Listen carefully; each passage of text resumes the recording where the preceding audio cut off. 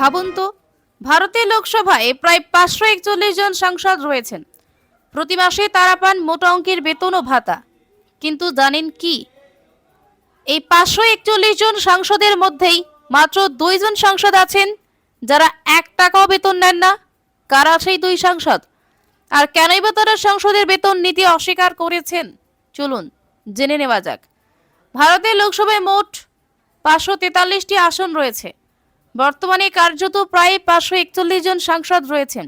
সাধারণত একজন লোকসভা সাংসদ প্রতি মাসে প্রায় 1 লক্ষ টাকা বেতন পান। পাশাপাশি বিভিন্ন ভাতায় সরকারি সুবিধা পেয়ে থাকেন। তবে একটি আরটিআই তথ্য অনুযায়ী এই সাংসদের মধ্যে মাত্র 2 জন সাংসদ সংসদের বেতন গ্রহণ করেন না। প্রথমজন হলেন নবীন জিন্দাল। তিনি হরিয়ানার কুরুক্ষেত্র কেন্দ্রের বিজেপি সাংসদ। শিল্পপতি হিসাবেও পরিচিত নবীন জিন্দাল সংসদের বেতন তো নেনই না, এমনকি অনেক সরকারি ভাতা থেকেও নিজেকে দূরে রেখেছেন। দ্বিতীয়জন হলেন ডক্টর বিমল আকৈজাম আঙ্গমচা। তিনি মণিপুরে ইনার মণিপুর কেন্দ্রের কংগ্রেস সাংসদ। তিনিও সংসদের বেতন না নেওয়ার সিদ্ধান্ত নিয়েছেন।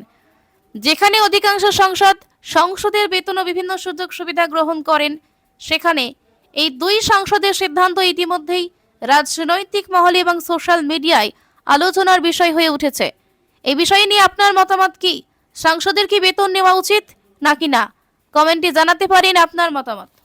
পিস নিউজ বাংলা, সত্যের পক্ষে, শান্তির পথে।